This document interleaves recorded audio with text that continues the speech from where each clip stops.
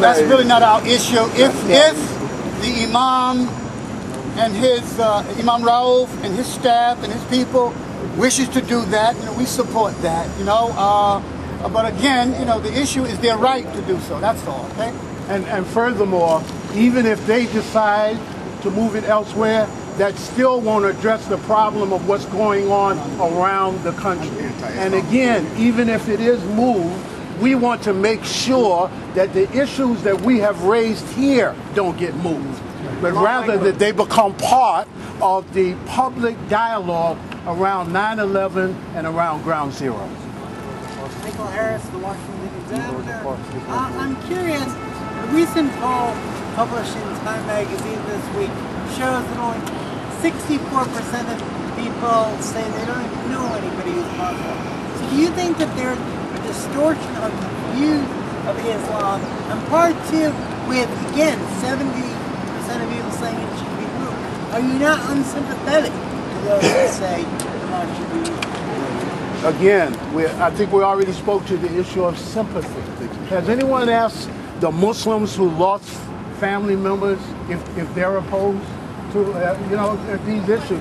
And there are 2 million according to the United States government, there are at least 2 million African American Muslims in this country, and that's out of anywhere from and there are another 5 to 7 million who are not African American.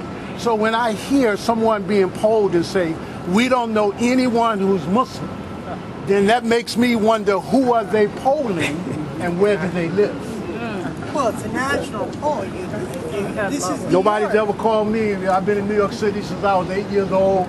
No one has ever asked my opinion about anything from any of those polling services.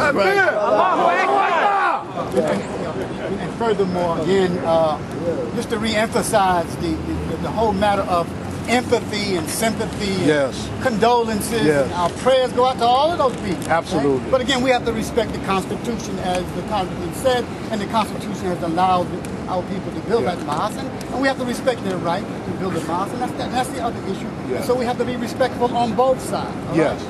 Right? And we would invite you, at the conclusion, we would invite you to look at those placards. This is not something, let me have that.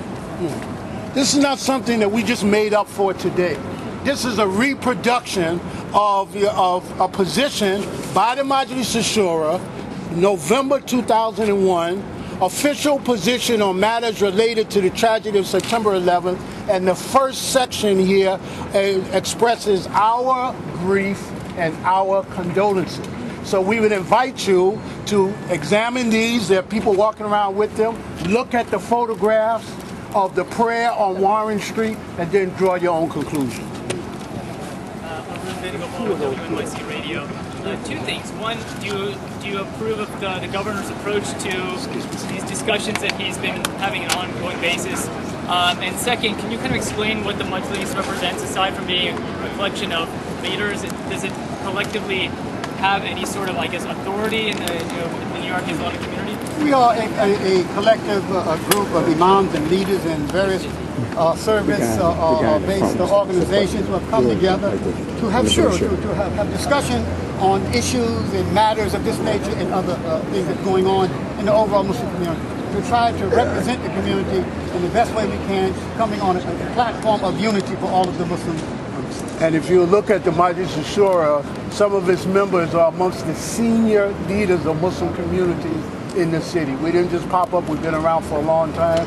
And regarding the governor, we place him in that same category of sincere people who want healing and reconciliation, but we want also for him to be informed from our point of view.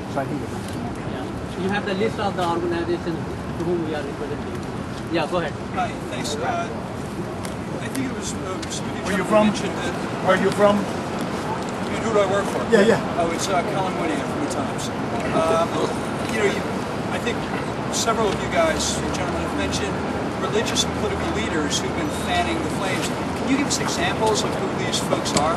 Yeah, all of the leaders who, with the previous administration, were up in the White House in the Bush administration, all of those who call Islam an evil religion, all of those who call for burning of the Qur'an, all of those who vilify and say all kind of filthy things about Prophet Muhammad, all of those who equate Muslims with Nazis. I mean, the public record is there. If you need further names, I'll be glad to give them to you at the conclusion.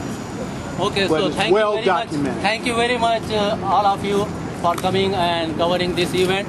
And we will be in touch in the future, because we're going to have a lot of activities going on. If you any I'm there.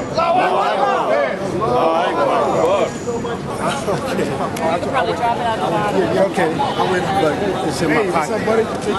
The sense of Imam Faisal Abu Rauf, while he's overseas, has sort of helped to let other opponents of this project to take control of this project? Well, you know, Imam is overseas. No, we don't think so, because they've been mischaracterizing Imam Faisal. If he was here, they'd still be saying the same things. You know, you won't find a more liberal, moderate, right in the middle. You know, let me tell you something. Back in the immediate aftermath of 9/11, as local Muslim leaders were moving throughout the city, speaking at churches, speaking at synagogues, etc., Imam Faisal Abdul Rauf was the only one that I know of, and I was very active. He was the only one who stood up and publicly apologized for what had been done by members of our faith. He was the only one, and you see how he's been vilified. And also, it's unfortunate, as outspoken that he has been with trying to bring about healing between the communities.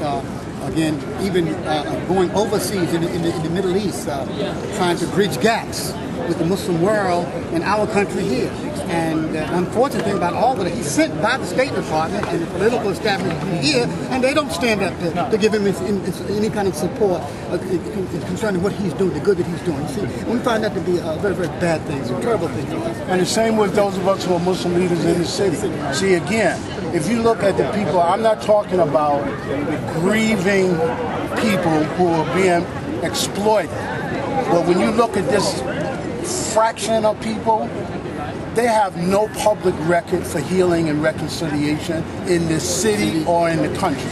Many of us here, this Imam here, Sheikh Ahmed Douida, stood with President Bush, Colin Powell, and Condoleezza Rice as the president spoke up, you know, on behalf of not assigning guilt by association of faith. So we have a public record, you know, these same professional instigators. They love to point to positions that we take on social justice matters and then attempt to mischaracterize them. But we have a public track record of healing and reconciliation and interfaith work that goes for decades, and they have none. All they do is crawl out of the woodwork and try to exploit the sincere feelings of grief of people who are suffering, and we're suffering also. One of our imams is not here today.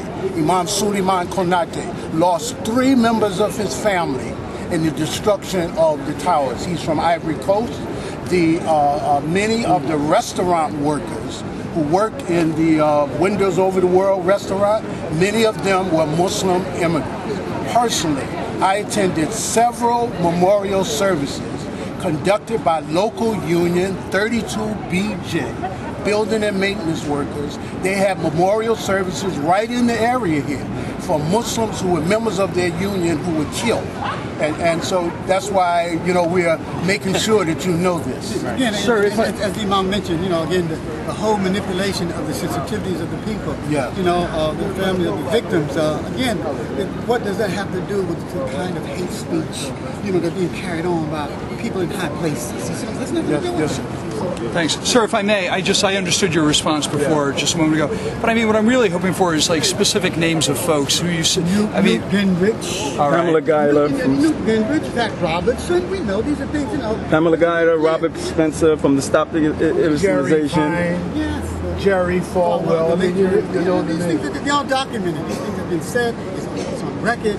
You know what I'm saying? And just recently, again, the former House Speaker of the House, he said what he said. He created, the Muslim community with Nazis. Well, what is that about? You see? And so this is what we're talking about. He wants specifics. Frank Gaffney, people like that, What do you think about the position of President Obama, Mr. President? President Obama simply repeated the American position. He is the American president, and he is a lawyer.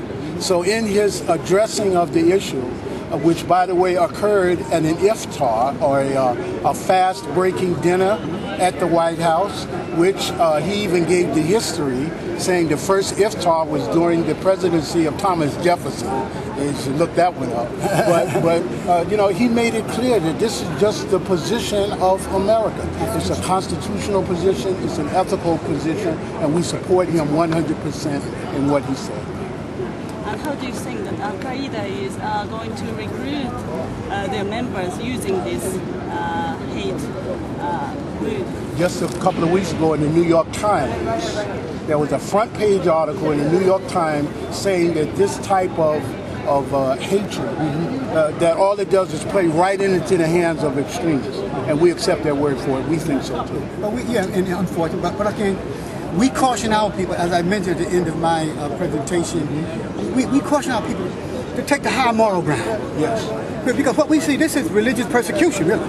Because people are physically being attacked. Mosques, people are invading mosques, urinating on the mosque sacred ground. Okay, so this is persecution for being Muslim. But we encourage our people, the leadership, be patient, take the moral high ground.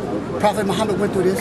The Prophet Noah went through this. The Prophet Abraham went through this. All of the prophets of God went through this, and those who followed them. All right? So we have to be strong in our faith, all right, and take the high moral ground by repelling evil with that which is good. Absolutely. Continue to serve our nation, serve our religion, serve our nation, our fellow citizens. Continue to reach out to them, educating them about what Islam is about, and they can see through our own example of service that who we are. Thank you so much. Thank you, everyone. Could I? Your name? Yeah, Imam Talk.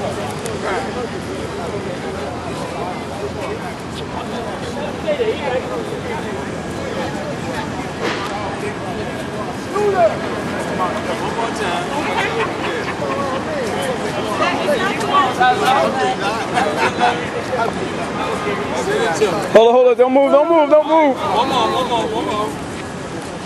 Hold on, bro. We got some more play cards. Okay, we're not going. Okay, those are not out.